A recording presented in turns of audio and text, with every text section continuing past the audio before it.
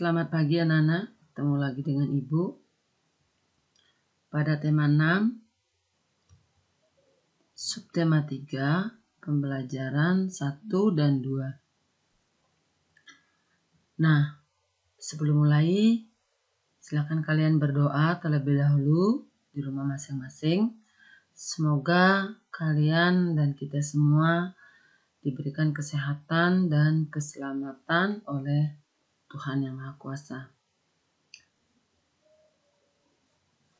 Nah, silakan kalian buka buku pada halaman 83, buku tematiknya.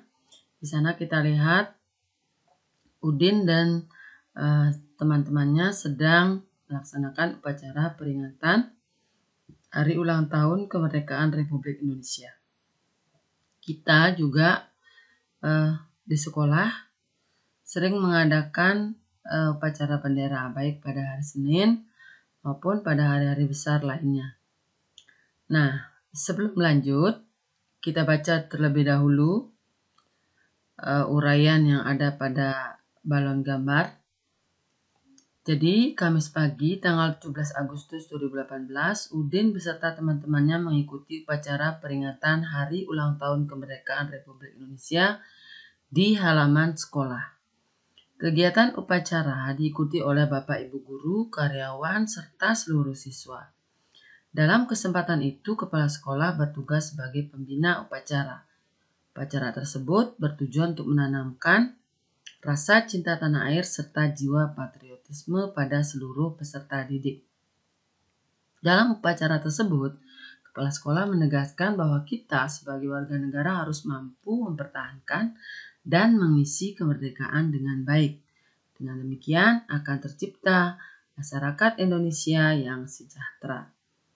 Nah, pada intinya di sini yang ingin kita lihat adalah bahwa pelaksanaan dari upacara bendera yang kita lakukan, termasuk yang Udin dan kawan-kawannya lakukan, adalah merupakan wujud dari tanggung jawab sebagai warga negara. Mengapa disebut tanggung jawab? Sebab dengan melaksanakan upacara bendera akan tumbuh rasa cinta terhadap negara. Selain itu juga akan tumbuh rasa menghargai jasa para pahlawan. Pada pelajaran-pelajaran sebelumnya kita sudah membahas tentang hak dan kewajiban. Nah, berikut kita akan mempelajari tentang pengertian dari tanggung jawab dan bagaimana bentuk tanggung jawab kita sebagai warga negara.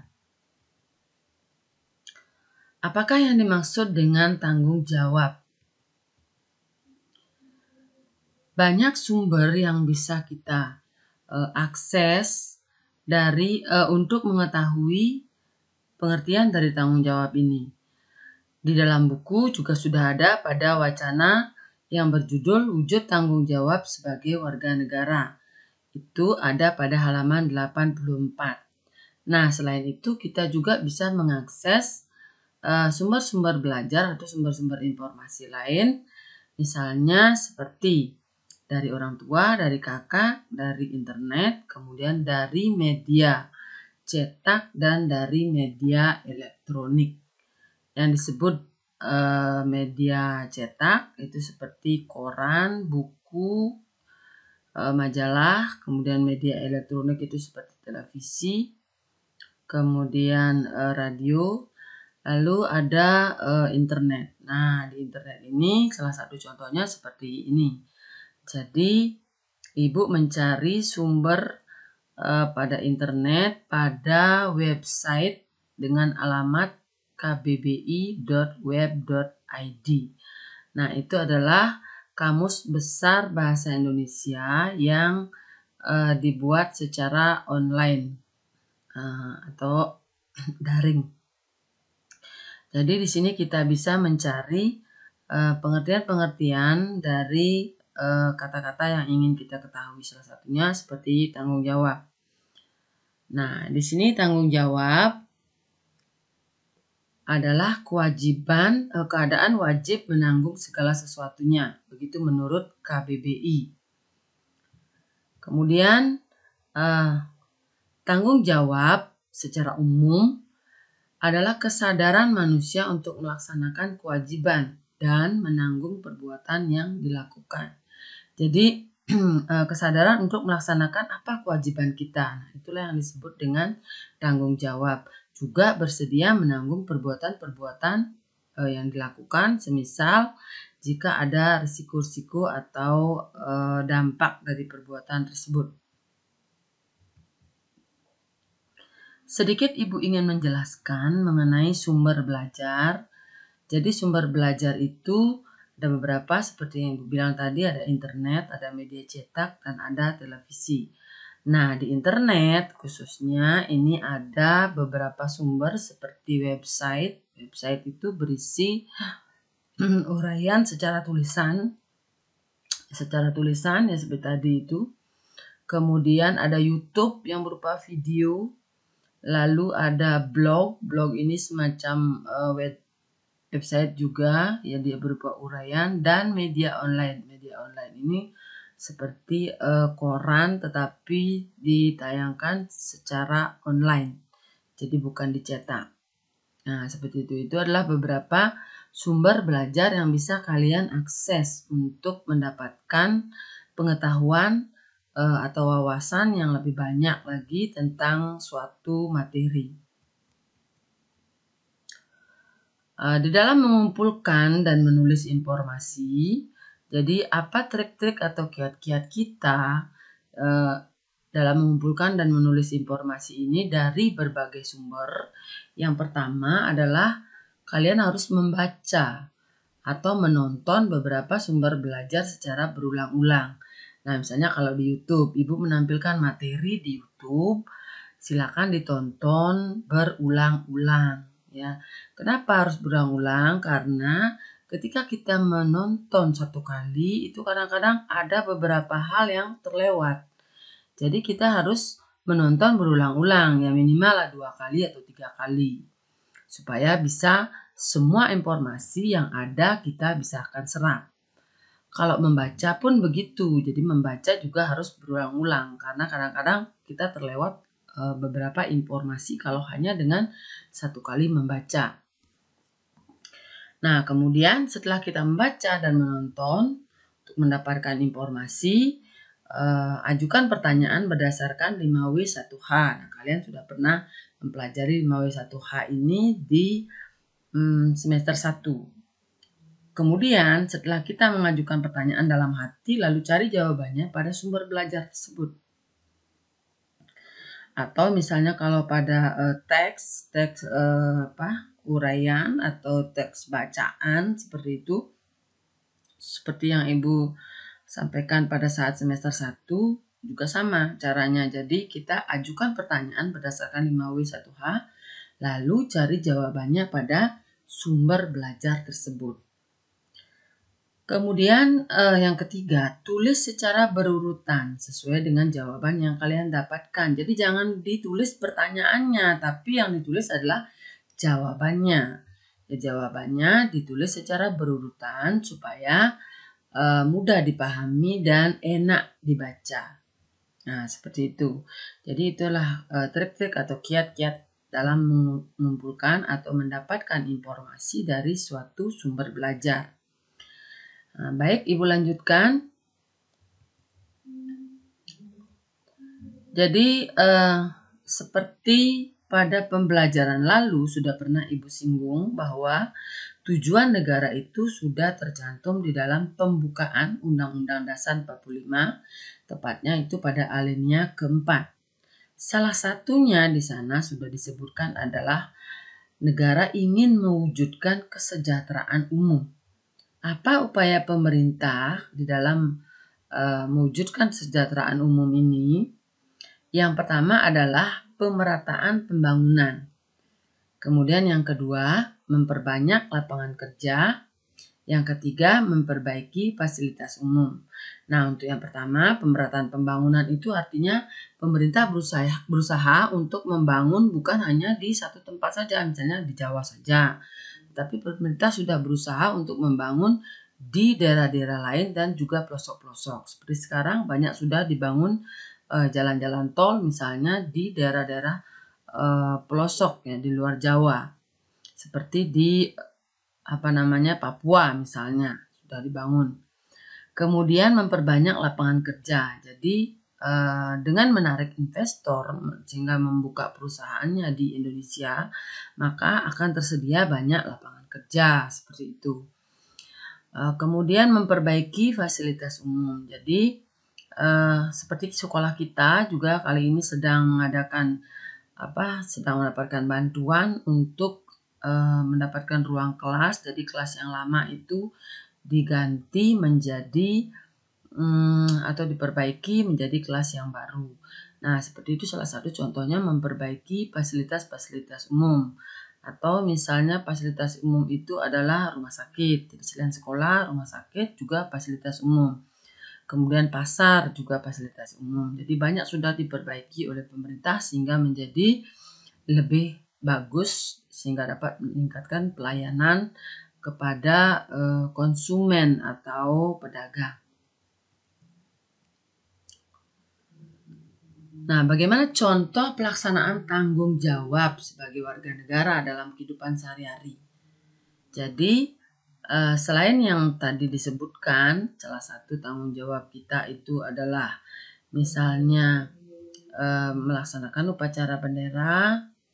Selain itu ada lagi yang pertama adalah memahami dan mengamalkan Pancasila dalam kehidupan sehari-hari.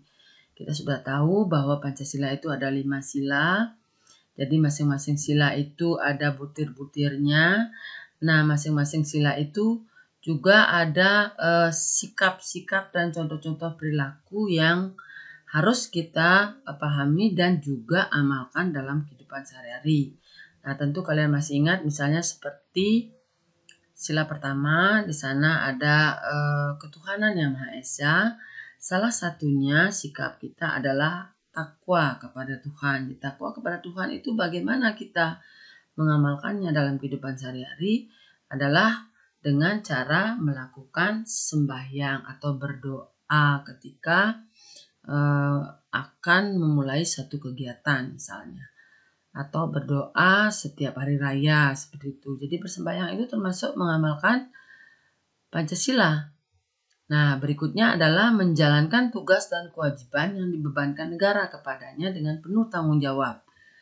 Misalnya, tugas dan kewajiban sebagai guru seperti ibu. Jadi, ibu melaksanakan tugas dan kewajiban ibu dengan penuh tanggung jawab. Begitu juga misalnya orang tua kalian bekerja sebagai polisi, misalnya bekerja sebagai TNI atau mungkin sebagai dosen atau yang lain-lain. Jadi semua harus dilaksanakan kewajiban itu dengan penuh tanggung jawab. Nah, masih ingat kan tanggung jawab artinya itu kesadaran manusia untuk melaksanakan kewajibannya. Nah, seperti itu. Nah, bagaimana kalau kalian sebagai siswa? Jadi sebagai siswa juga melaksanakan tugas dan kewajiban. Salah satunya aturan kita di sekolah adalah setiap hari Senin mengadakan upacara bendera kalau tatap muka ya. Jadi itu kewajiban kita sebagai warga negara. Jadi kita harus laksanakan dengan penuh tanggung jawab. Nah, masih banyak lagi selain itu. Berikutnya yang ketiga, menjadi teladan bagi rakyat dalam bertindak sebagai negarawan yang arif dan bijaksana. Nah, misalnya sebagai pejabat misalnya, jadi harus menjadi teladan. Seperti misalnya sebagai wakil-wakil rakyat atau sebagai pejabat pemerintah, bupati, camat dan lain sebagainya, itu semua harus bertindak sebagai negarawan yang arif dan bijaksana dan juga memberikan teladan bagi rakyat. Lalu yang keempat, bagi para pelajar. Nah, ini lagi disebutkan bagi para pelajar agar belajar dengan giat untuk meraih cita-cita sehingga mewujudkan warga bangsa yang cerdas. Jadi, kalau kalian sebagai pelajar, ingatlah kewajiban kalian. Kewajiban kalian yang utama pada jam-jam sekolah itu adalah belajar. Ibu tidak melarang untuk membantu orang tua, tetapi membantu orang tualah setelah kewajiban kalian sebagai pelajar pada jam-jam pelajaran dilaksanakan. Jadi misalnya jam pelajaran itu dari jam 8 sampai jam 12.40 seharusnya ya. Jadi pada saat itu sebenarnya kalian itu adalah jamnya belajar. Nah, kecuali kalian misalnya sudah selesai melaksanakan tugas pada jam 10 atau selesai melaksanakan tugas pada jam 9. Silakan baru ambil pekerjaan yang lainnya. Kemudian yang kelima, cerdas dan cermat dalam bertindak dan mengambil keputusan. Cerdas artinya pintar ya. Kemudian cermat ini sama dengan teliti dalam bertindak dan mengambil keputusan. Nah, itu di sana itu ada di dalam buku ada wacana atau bacaan yang berjudul Wujud Tanggung Jawab sebagai Warga Negara. Isinya salah satu yang sudah Ibu sebutkan tadi, sudah ada di sana. Silakan nanti kalian baca lebih banyak lagi. Nah, berikutnya kita akan belajar untuk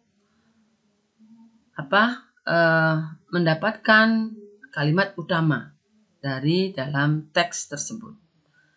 Jadi teks wujud tanggung jawab sebagai warga negara ini yang bisa kalian baca pada buku kalian itu adalah merupakan teks non-fiksi yang terdiri dari 6 paragraf. Nah, karena terdiri dari 6 paragraf, maka ya akan memuat 6 kalimat utama. Nah, jadi setiap paragraf memiliki kalimat utama. Jadi pasti akan mempunyai 6 kalimat utama. Kalimat utama dapat terletak di awal, di akhir, atau sebenarnya di tengah-tengah. Kemudian kalimat utama ada juga yang di tengah paragraf. Seperti Ibu bilang tadi, kalimat utama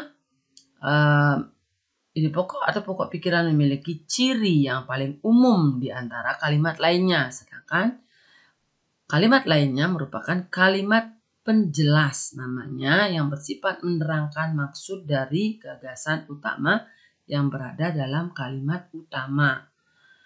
Nah, jadi misalnya dalam satu paragraf itu ada 4 kalimat. Dari 4 kalimat itu kalian pilih yang mana yang bersifat paling umum. Nah, yang bersifat paling umum itulah kalimat utamanya. Ketiga kalimat lainnya itu namanya kalimat penjelas. Artinya menjelaskan kalimat yang utama tadi. Nah, jadi dalam wacana wujud tanggung jawab sebagai warga negara itu ada 6 paragraf. Jadi 6 paragraf ini mengandung 6 kalimat utama dan 6 gagasan utama. Nah, jadi kita tidak akan lihat kalimat utamanya. Namun kita sekarang akan mengarah ke gagasan utamanya. Jadi paragraf pertama di sana gagasan utamanya adalah pengertian tanggung jawab. Yang kedua, kecintaan warga negara dengan penuh tanggung jawab. Yang ketiga, tanggung jawab warga negara dan seterusnya. Jadi nanti silakan kalian cocokkan dengan isi pada wacana tersebut, baca terlebih dahulu. Sehingga mengerti nanti bagaimana sebenarnya gagasan utama itu hubungannya dengan paragraf. Nah, ini disebutkan letaknya juga. Jadi yang pertama ada di awal, kedua di akhir, dan seterusnya. Silakan kalian bisa pelajari lagi karena ini sudah berulang-ulang. Selanjutnya, upaya mengembangkan kehidupan berbangsa menuju masyarakat sejahtera. Jadi bagaimana kita mengembangkan kehidupan berbangsa sehingga menuju masyarakat sejahtera seperti dalam tujuan pada pembukaan Undang-Undang Dasar 45, jadi kesejahteraan umum. Bagaimana mengembangkannya? Upayanya adalah yang pertama saling toleransi antara setiap warga negara Indonesia atas perbedaan masing-masing. Entah itu berbeda agama, berbeda suku, berbeda ekonomi, dan lain sebagainya. Jadi saling toleransi. Kedua, saling menghormati antar individu walaupun bertentangan. Jadi walaupun kita bertentangan pendapat, tetap kita saling menghormati, bukan malah saling menghina atau mengejek. Yang ketiga, meratakan pembangunan di seluruh pelosok negeri. Nah, ini adalah upaya dari pemerintah untuk meratakan pembangunan seluruh pelosok negeri seperti yang tadi sudah Ibu jelaskan. Jadi supaya tidak ada ketimpangan. Ketimpangan itu artinya tidak seimbang. Jadi supaya seimbang semuanya. Yang keempat, membayar pajak tepat waktu yang nantinya juga berguna bagi kesejahteraan bersama. Jadi kalau kita punya rumah kena pajak, punya tanah kena pajak, punya kendaraan bermotor juga kena pajak. Jadi bayarlah tepat waktu ya. Kemudian yang kelima, memperbaiki fasilitas umum agar penggunaannya menjadi aman dan nyaman. Seperti banyak sekarang sudah diperbaiki fasilitas umum kita, tidak lagi fasilitas umumnya rusak. Misalnya seperti pasar. Nah, pasar ini juga sekarang seperti pasar Badung itu sudah ada liftnya malahan. Jadi supaya menggunakan itu aman baik bagi konsumen maupun bagi pedagang. Nah, lanjut yang keenam, memperbanyak lapangan kerja untuk mengurangi pengangguran. Ya. Nah, Berikutnya ini ada kegiatan wawancara. Kenapa harus wawancara? Ini anak-anak belajar untuk mendapatkan informasi dari seorang narasumber tentang bagaimana tanggung jawab sebagai warga negara. Nah, mungkin pada saat kelas 4 kalian sudah pernah mempelajari dan sudah pernah mewawancarai seperti teman-teman atau guru-guru di sekolah. Bagaimana urutan atau langkah-langkah dari wawancara itu yang benar? Itu yang pertama adalah menentukan narasumber. Jadi kita memilih siapa yang akan kita wawancarai. Bagaimana cara memilih adalah dengan melihat topik. Apa yang ingin kita ketahui dari wawancara itu? Misalnya kita mau wawancari tentang pendidikan. Nah, tentu kalau tentang pendidikan kita mewawancarai pelaku-pelaku pendidikan, misalnya seperti guru, seperti kepala dinas pendidikan, tetapi tidak mewawancari pedagang misalnya. Jadi tidak cocok. Kalau ekonomi, nah baru cocok kita mewawancarai pedagang. Begitu. Jadi menentukan narasumber. Lalu setelah menentukan narasumber, siapa yang akan kita gunakan, siapkan pertanyaannya. Nah, siapkan pertanyaannya berdasarkan 5W1H ini. Siapkan pertanyaannya. Kemudian, jika dalam wawancara itu terlaksana, bertanyalah dengan sopan. Jadi bertanya dengan sopan, tidak menyudutkan, tidak mendesak dan lain sebagainya ya. Kemudian mencari jawaban dengan sejelas mungkin. Jadi kalau belum jelas, jangan berakhir, jangan ya begitu. Jadi harus jelas jawabannya. Jadi kalau kita tidak tahu, kita harus bertanya lagi. Lalu tuliskan kembali dengan susunan yang rapi dan teratur untuk menjadikan sebuah artikel atau sebuah bacaan. Seperti itu ya. Silakan kalian nanti bisa wawancarai, misalnya kalian bisa wawancarai orang tua atau kakak misalnya ya, sehubungan dengan tanggung jawab sebagai warga negara. Nah, ini adalah gambar iklan ya atau reklame ya. Jadi ini reklame adalah reklame layanan masyarakat. Reklame ini bertuliskan marhaban ya Ramadan, selamat menunaikan ibadah puasa. Jadi kira-kira pada saat itu berarti saat-saat bagi umat muslim untuk menunaikan ibadah puasa. Sehingga ada reklame seperti ini. Nah, gambar yang ada di sana adalah gambar sebuah keluarga. Ada ayah, ada ibu, 2 anak yang menghadapi hidangan di atas meja. Kira-kira apa tujuan dari reklame ini? Nah, reklame ini tujuannya adalah menjalankan dan menghidupkan kembali program KP di masyarakat. Jadi kenapa program KB? Karena yang memasang atau mengajukan di sini adalah BKKBN, dan di sini juga ada tulisan 2 anak lebih baik. Jadi 2 anak lebih baik. Nah, itu jadi diharapkan program KB tetap dijalankan oleh masyarakat. Makanya ada gambar seperti ini. Jadi ada orang tua, ada 2 anak. Apa itu BKKBN? BKKBN adalah Badan Kependudukan dan Keluarga Berencana Nasional.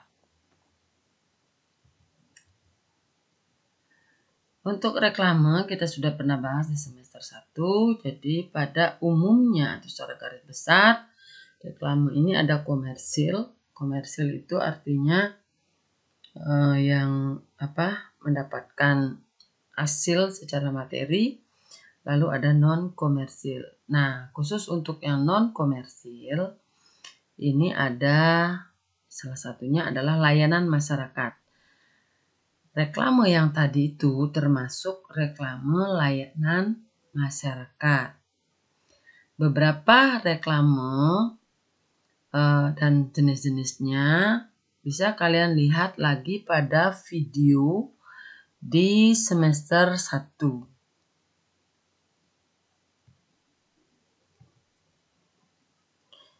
Ini contoh-contoh reklame. Ada baliho, lalu ada billboard, ada spanduk, poster, brosur, katalog, dan lain sebagainya.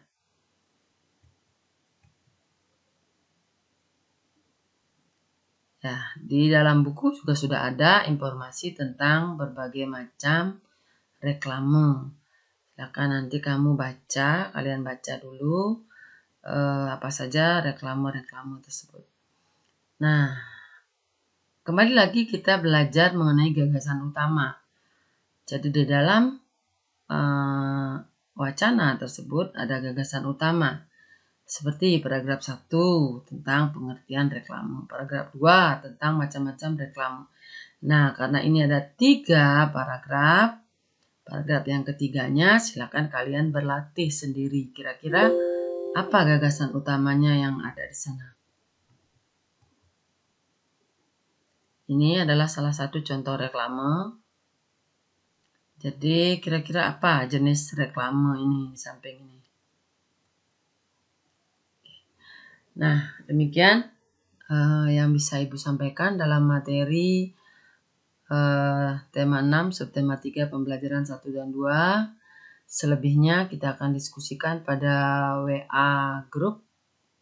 Silakan nanti kalau ada yang belum paham, kalian bisa tanyakan di sana. Sekian dan terima kasih.